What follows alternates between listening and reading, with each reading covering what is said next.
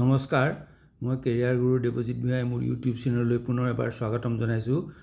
আজি মই মোৰ এখন নতুন কিতাপ দেৱজিৎ ভূঞাৰ কেৰিয়াৰ গাইডৰ বিষয়ে ক'বলৈ ওলাইছোঁ।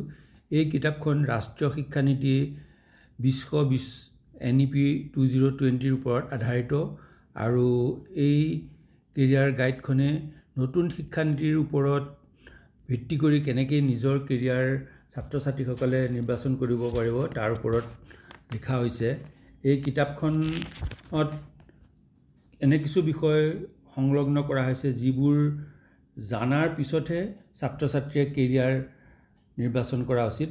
এই কিতাপখনৰ যিখন সূচীপত্ৰ আছে, সূচীপত্ৰৰ বিষয়বস্তুসমূহ হ'ল অভ্যাসৰ নৰ কৰ্ণপথে কৰে শৰ, অমানুহে গুৰু নিন্দে জোনাকীয়ে সৰোজ নিন্দে, পৰিৱেশ চৰিত্ৰ আৰু ভৱিষ্যত নিৰ্ধাৰণ কৰে, কেৰিয়াৰ কি, গীতা আৰু কেৰিয়াৰ, আমি কিয় স্কুল কলেজলৈ যাওঁ, নতুন শিক্ষানীতি আৰু কেৰিয়াৰৰ বাবে দুটা গুৰুত্বপূৰ্ণ কৌশল বা স্কিল, জীৱনৰ বাবে কৌশল বা স্কিল, কৃতকাৰ্যতা, নতুন শিক্ষানীতি আৰু বিষয় বাছনি, কি পঢ়িম, কেতিয়া পঢ়িম, সময়ৰ শৰ, দূৰৰ পাহাৰ শুৱনি, ভৱিষ্যতৰ জীৱিকাৰ পথসমূহ, অংক মংক জংক পংক, কলা শাখাত কেৰিয়াৰৰ সুবিধাৰ, বাণিজ্য শাখাত কেৰিয়াৰ, জন্মদিন আৰু কেৰিয়াৰ, ট্ৰেজৰ গ্ৰুপ আৰু কেৰিয়াৰ, নামৰ প্ৰথমাক্ষৰ আৰু কামৰ বাবে কেৰিয়াৰ ড্ৰাইভাৰ বা অভিপ্ৰায়, ইঞ্জিনিয়াৰিং কেৰিয়াৰ, ডক্টৰ ফিলৰ পৰীক্ষা, বিজ্ঞানৰ ক্ষেত্ৰত কেৰিয়াৰ, CBSE ICSE সেৱা ইত্যাদি, প্ৰযুক্তিৰ দৌৰ আৰু কেৰিয়াৰ,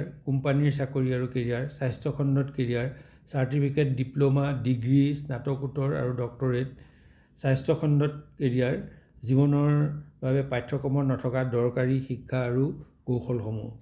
বৰ্তমান সময়ত নগৰ চহৰৰ ছাত্ৰ ছাত্ৰীসকলৰ হাতে হাতে স্মাৰ্টফোন, সকলো খবৰৰ ইনফৰমেশ্যন তেওঁলোকৰ হাঙুলিয়াৰত। তেনে অৱস্থাত বজাৰত ইমানবোৰ কেৰিয়াৰ গাইড থকাৰ পিছত আৰু এখন কেৰিয়াৰ গাইডৰ প্ৰয়োজন আছেনে নাই ভাবি চিন্তি থাকোঁতে গাঁৱলৈ গৈ দেখিলোঁ যে বহুতো অৰ্থনৈতিকভাৱে দুৰ্বল অসমীয়া মাধ্যমত পঢ়া ছাত্ৰ ছাত্ৰীৰ হাতত স্মাৰ্টফোন নাই আৰু তেওঁলোক বহুতো খবৰৰ পৰা বঞ্চিত।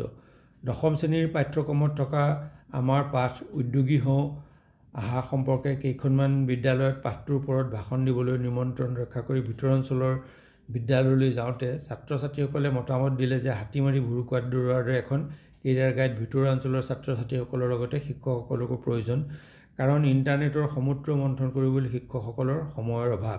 তেওঁলোকৰ মনৰ ভাৱ বুজি আমি এই কিতাপখন লিখি উলিয়ালোঁ।